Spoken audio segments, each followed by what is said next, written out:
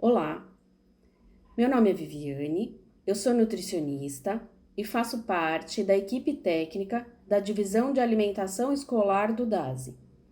Nesse módulo, eu vou falar um pouquinho para vocês sobre técnica dietética.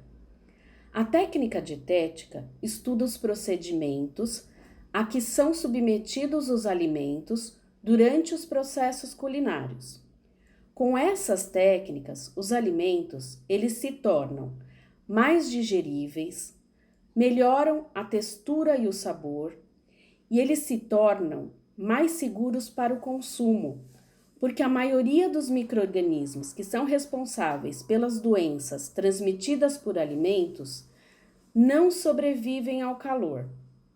A gente tem duas formas básicas de cozimento de alimentos, que é a primeira técnica que eu vou falar para vocês. Então, dentre as técnicas de cozimento de alimento, existe a cocção rápida ou com calor seco e a cocção lenta ou com calor úmido. A cocção rápida ou com calor seco, ela é mais utilizada para alimentos tenros, com fibras mais moles e fáceis de penetrar o calor. Dentre as técnicas de cocção rápida, nós temos assar ao forno, gratinar. O que é gratinar? É tostar a camada superficial, formando uma crosta dourada. Assar na chapa ou na grelha, que é o nosso famoso churrasco. Saltear, que é cozinhar o alimento em fogo alto, usando um pouquinho de gordura. E fritar. Dentre as técnicas de calor úmido ou cocção lenta, nessa técnica, os temperos, eles passam do alimento através do líquido. Nós temos os tipos: cozimento em água ou vapor. Temos estufar. O que é estufar? A gente coloca bastante líquido na cocção. Nesse líquido vai gordura, água e substâncias aromáticas, que são os temperos, e eles penetram no alimento enquanto se cozinha. Nós temos brasear. O que é brasear? Depois de dar uma douradinha, né, no alimento, se coloca num fundo de vapor de água e termina de dourar. Guisar. Guisar é um processo misto de ferver em água e estufar. Então, primeiro se ferve o alimento na água e depois se coloca num líquido com gordura e substâncias aromáticas, que são os temperos. Agora eu vou falar para vocês sobre os cortes dos legumes. Todo mundo já deve ter passado pela experiência de chegar em um restaurante e se deparar com os nomes no cardápio do tipo robalo ao brunoise de legumes, salada à chiffonade. Esses nomes desconhecidos, eles podem parecer estranhos, mas se tratam apenas de cortes culinários com características específicas e que muito provavelmente você já deve ter feito em alguma preparação na sua casa. Por que é importante padronizar o corte de legumes? Primeiro, pela decoração do prato, a boa apresentação e porque o cozimento fica por igual. Quando a gente corta legumes de tamanhos diferentes, o tempo de cozimento é diferente. Então, se a gente corta tudo igualzinho, ele vai cozinhar no mesmo tempo. O que a gente precisa para o corte de legumes? Precisa de uma placa de corte, uma faca bem afiada, um mandolim, esse nome é esquisito, mas eu tenho certeza que todo mundo conhece esse equipamento. E também de um boleador, que eu também tenho certeza que todo mundo conhece o boleador. Vou falar para vocês sobre os principais cortes. Vou começar com o julienne. O julienne é quando a gente corta os legumes em tiras de 4 a 5 centímetros de comprimento e ele é muito usado em consumês, em sopas, em saladas. Nós temos também o chiffonade. Chiffonade é quando as folhas elas são enroladas e fatiadas finamente. Todo mundo já usou esse corte, principalmente quando estava cortando couve para feijoada. Nós temos também o brunoise. Brunoise, os legumes, né? Eles são cortados em formas de cubos minúsculos, de 4 a 5 milímetros, e é muito usado em sopas, recheios, molhos e salpicão.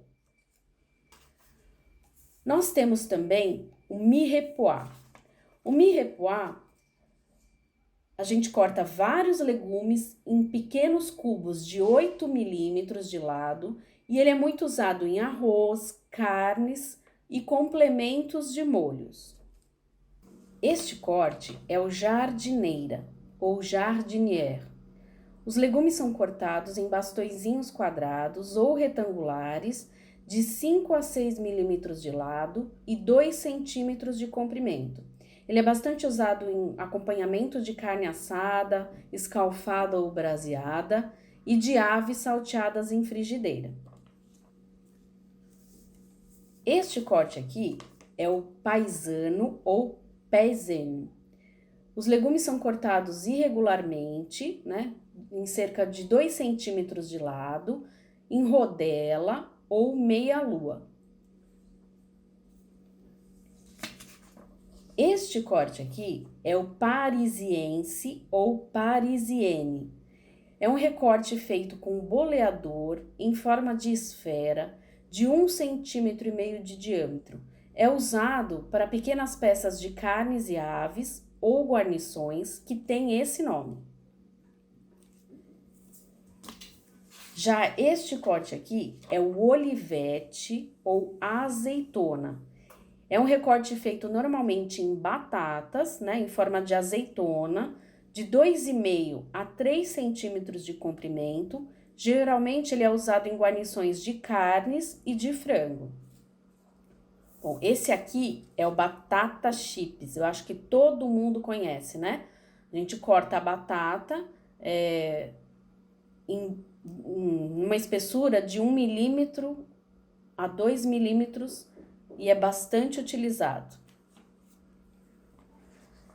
Esse aqui a gente chama de noisette ou boleada. Normalmente também a gente faz para algumas frutas, ensaladas de frutas. Agora eu vou falar para vocês um pouquinho sobre o preparo de produtos industrializados. Para os programas de alimentação infantil, os fabricantes de produtos industrializados, eles seguem as recomendações dos órgãos reguladores. Os produtos são enriquecidos com vitaminas e minerais devido às carências, principalmente carência de ferro. Isso já é constatado em pesquisas feitas pelo Ministério da Saúde. Produtos com teor de açúcar e sal reduzido para colaborar na formação de hábitos alimentares mais saudáveis, né, com a redução no consumo de sal e de açúcar. Daí a importância de se preparar corretamente, seguindo as instruções do rótulo à risca. Vou falar um pouquinho para vocês sobre o preparo das bebidas. É muito importante olhar o rótulo. Vocês vão ver que no leite em pó integral e no composto lácteo está escrito no rótulo que o produto não é recomendado para crianças menores de 1 ano. Para essa faixa etária, nós temos 2 fórmulas. A fórmula infantil para lactente número 1, que é utilizada para crianças de 0 a 6 meses, e a fórmula infantil número 2, para crianças de 6 a 11 meses. Para as crianças que têm intolerância à lactose ou alergia ao leite de vaca, nós temos a fórmula de soja. Já para as crianças que têm alergia tanto ao leite de vaca quanto à soja, nós temos o leite de arroz. É muito importante seguir à risca as instruções do fabricante.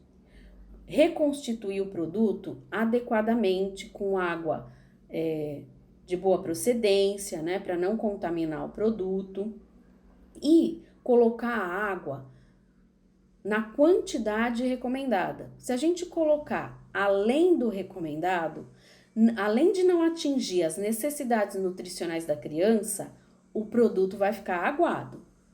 E se a gente colocar água em menor quantidade do que o recomendado pelo fabricante, a gente pode sobrecarregar o rim e o fígado dessa criança, o que pode resultar em vários outros problemas, além de alterar também a consistência do produto. Esse produto vai ficar mais doce, mais grosso, e aí a criança não vai aceitar esse produto. Tem que ler atentamente o rótulo para não correr o risco de oferecer um alimento proibido àquelas crianças com necessidades alimentares especiais, né? Então, olhar se para as crianças que têm alergia a leite, se não tem leite, soro de leite, para a criança que tem alergia a glúten, inclusive olhar se tem a palavra traços, né? Que às vezes é uma pequena quantidade, mas já pode fazer mal a essa criança.